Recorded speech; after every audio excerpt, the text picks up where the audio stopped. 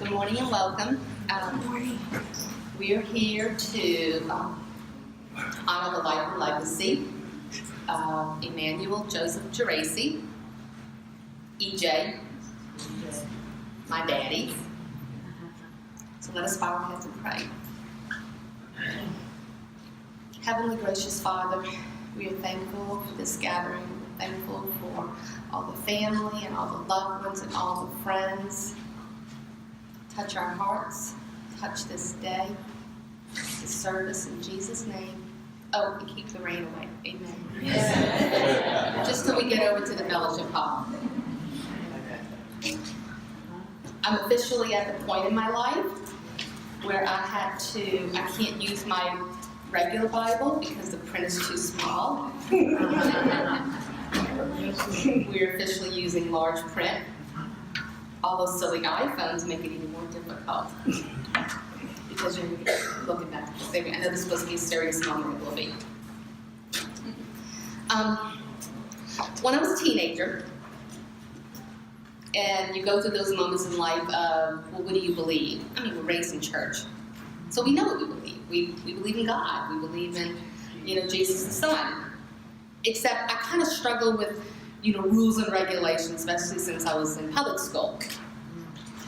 And he said to me one day, Micah 6:8, "He has shown thee, O man, what is good and what the Lord requires of you, but to do justly, to love mercy, and to walk humbly with thy God." And that's who Daddy was. Very simple man. Very simple, very basic. The other thing about Dad is, growing up at Word of Faith, totally the life of faith, totally. And one of Daddy's favorite scriptures, Mark 11, verse 23, "For verily I say unto you, whoever says to the mountain, be removed and be cast into the sea, and shall not doubt, but shall believe, it's going to come to pass. He shall have whatever he saith." And that was the core foundation of just believing. That was the core foundation of who we were in faith and believing. But over the years, there were things that happened. It happens with all of us where you sit back and say, but God, it didn't happen. You didn't answer the prayer. Why did this happen? Why did that happen? There's loss of jobs. There's unexpected deaths, injuries. And you just sit back saying, even when everybody went through Katrina, you just sit back saying, God, I did all the right things, why didn't you protect me? But what's interesting is that God had an answer for that one.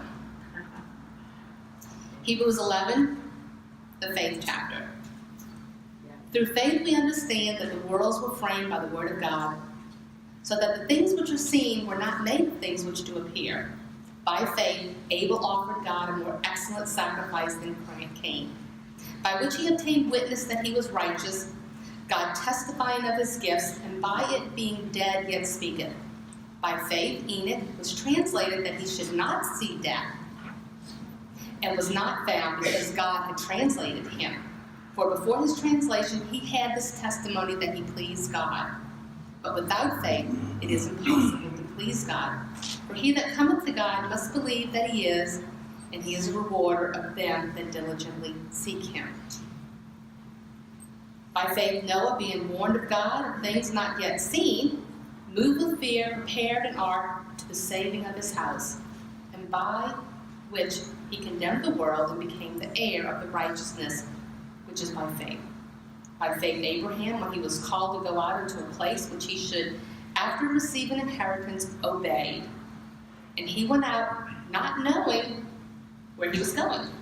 By faith he sojourned into the land of promise, as in a strange country, dwelling in the tabernacles with Isaac and Jacob, the heirs with him of the same promise.